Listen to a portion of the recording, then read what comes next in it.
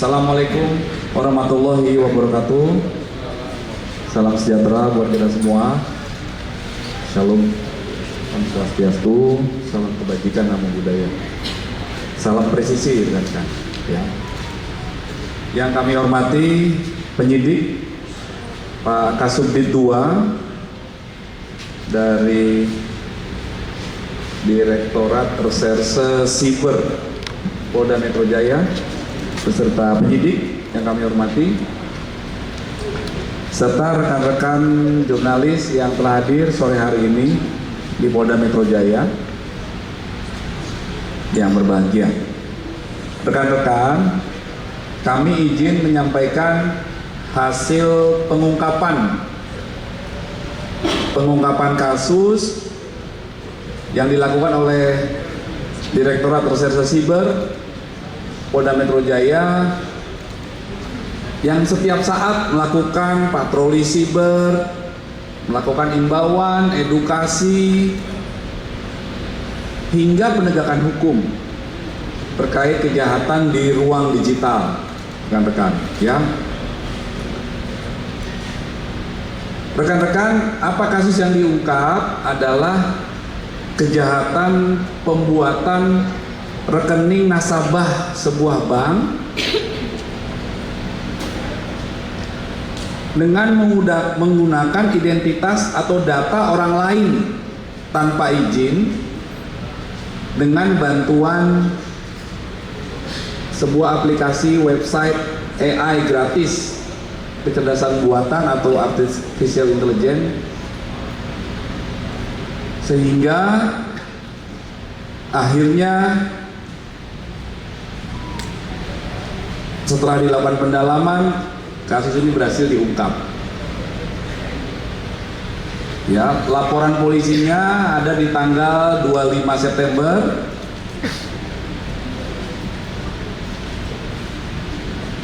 2024. Kemudian di sekitar bulan Desember 2024 hingga Januari 2025, kedua tersangka berhasil diamankan.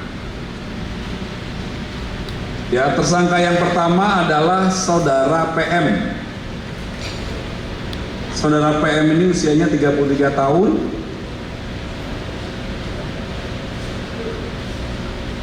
Apa peran Saudara PM atau tersangka PM ini adalah yang pertama, memasukkan atau menggunakan data orang lain untuk pembuatan rekening nasabah sebuah bank.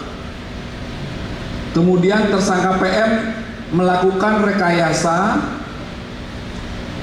video verifikasi wajah dengan maksud dan tujuan agar video verifikasi wajah tersebut dianggap sebagai pemilik data diri yang sebenarnya, sehingga akun aplikasi perbankan tersebut dapat diaktifasi. Kemudian tersangka yang kedua adalah MR, 29 tahun. Peran yang bersangkutan adalah mengirimkan data diri orang lain kepada tersangka pertama, tersangka PM.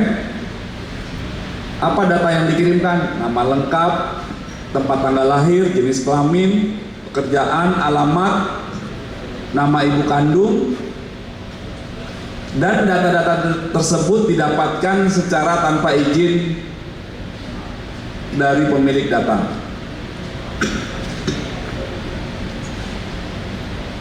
Kemudian barang bukti yang berhasil diamankan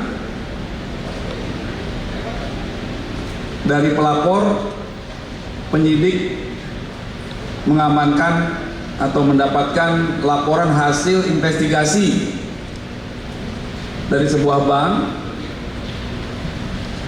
dan satu buah flash disk. Kemudian dari tangan tersangka PM dan MR didapatkan beberapa barang bukti. Yang pertama 6 unit handphone, yang kedua 1 unit hard disk, yang ketiga 1 unit flash disk.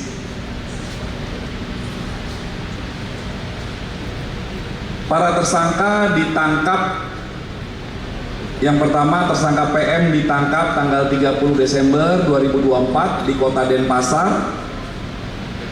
Kemudian tanggal 9 Januari 2025 penyidik berhasil menangkap tersangka MR di Kabupaten Labuan Batu Selatan, Sumatera Utara.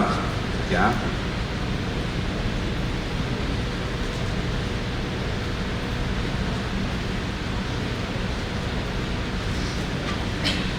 Apa yang mereka lakukan, rekan-rekan, kedua tersangka ini sekitar periode bulan Mei 2024 hingga Juni 2024. Kami jelaskan dari mulai kronologis kejadiannya ya.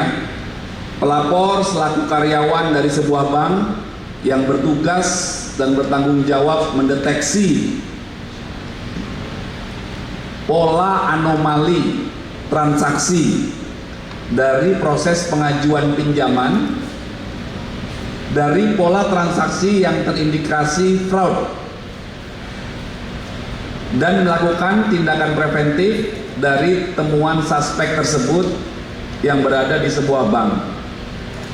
Setelah pelapor mengetahui adanya kejadian anomali transaksi yang dilakukan oleh beberapa akun perbankan, sebuah akun perbankan, setelah dilakukan pendalaman terhadap beberapa akun perbankan tersebut, terdeteksi pada saat verifikasi pembukaan rekening di sebuah bank ini mendapati aplikasi perbankan tersebut menggunakan bantuan sebuah website AI ya, dengan merekayasa video verifikasi wajah tersebut sehingga dianggap sebagai pemilik data sebenarnya.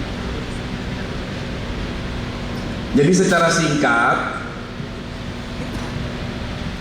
ya, tersangka MR awalnya berteman dari sebuah akun medsos dengan seseorang, kita anggap itu Mr. X ya, karena sampai dengan saat ini identitasnya belum diketahui. Bahkan tersangka MR pun tidak mengetahui siapa sebenarnya Mr. X ini. Mereka berdua, X, Mr. X dan MR ini berkawan di sebuah satu akun medsos. Tersangka MR pernah menawarkan di akun medsos tersebut dapat membuatkan rekening perbankan. Akhirnya itulah yang membuat X menghubungi tersangka MR untuk minta dibuatkan sebuah akun perbankan, yang pada faktanya MR meminta tolong kembali kepada tersangka kedua, tersangka PM.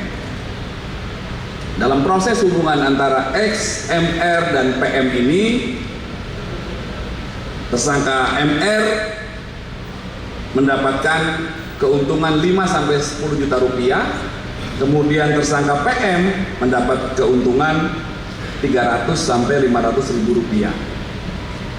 Saat ini penyidik masih terus melakukan pendalaman untuk mencari siapa tersangka atau mohon maaf Mr. X ini, kita sebut Mr. X tadi ya. Dan Mr. X inilah yang memberikan data kepada MR. Data apa tadi? Data ada sebuah nama, tempat tanggal lahir, jenis kelamin, pekerjaan, alamat, nama ibu kandung. Kemudian setelah akun itu jadi, diserahkan ke Mr. X ya, digunakanlah untuk transaksi. Jadi akun kartu kredit ya, kartu kredit. Kemudian diduga Mr. X melakukan transaksi di berbagai toko online atau e-commerce. Ini sedang dilakukan terus pendalaman oleh teman-teman dari penyidik ya, sehingga terhadap kedua tersangka itu dijerat pasal yang pertama, pasal 51 ayat 1 junto pasal 35. Undang-undangnya sama semua ini rekan-rekan ya. Oh mohon maaf, tidak sama. Yang pertama pasal 51 ayat 1 junto pasal 35 Undang-Undang nomor 1 ITE ya. 11, ini panjang sekali undang-undang ini. Tentang ITE saja ya, kita persingkat ya. Yaitu dugaan sengaja tanpa hak atau melawan hukum melakukan manipulasi informasi elektronik atau dokumen elektronik dengan ancaman pidana maksimal 12 tahun atau denda 12 miliar. Kemudian persangkaan pasal yang kedua adalah pasal 48 ayat 1 junto pasal 32 ayat 1 Undang-Undang ITE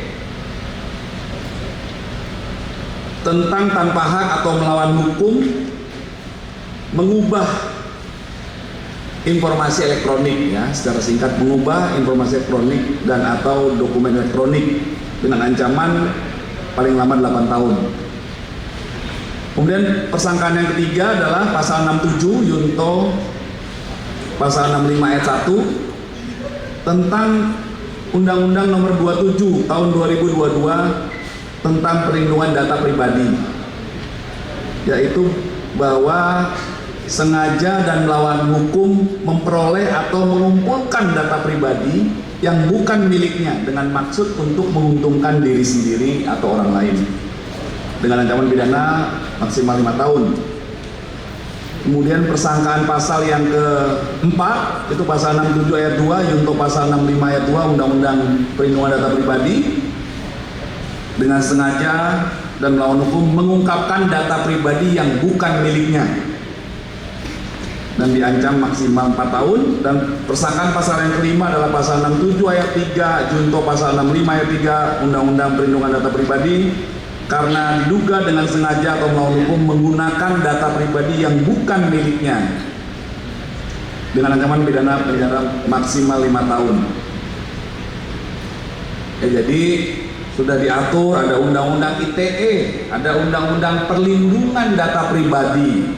Hati-hati, kadang-kadang kita lagi melakukan aktivitas, ada data pribadi kita diminta oleh berbagai pihak dengan alasan tertentu banyak. Kita harus hati-hati. Kalau memang kita ingin membuka aplikasi atau menggunakan data itu untuk kepentingan yang baik dan juga kita tahu bahwa data itu kita serahkan kepada para pihak yang bertanggung jawab. Namun hati-hati apabila kita tidak kenal dan lain sebagainya, karena ini bisa disalahgunakan dan kemampuan melakukan pencegahan kejahatan harus kita lakukan bersama-sama ya.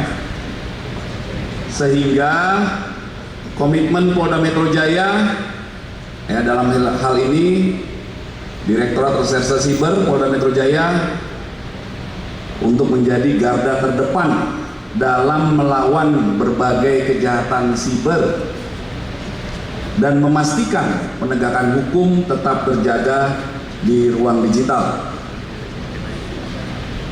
Mari sama-sama kita berhati-hati dalam melakukan aktivitas di ruang digital dan senantiasa menjaga keamanan data pribadi Anda agar tidak disalahgunakan oleh pelaku kejahatan.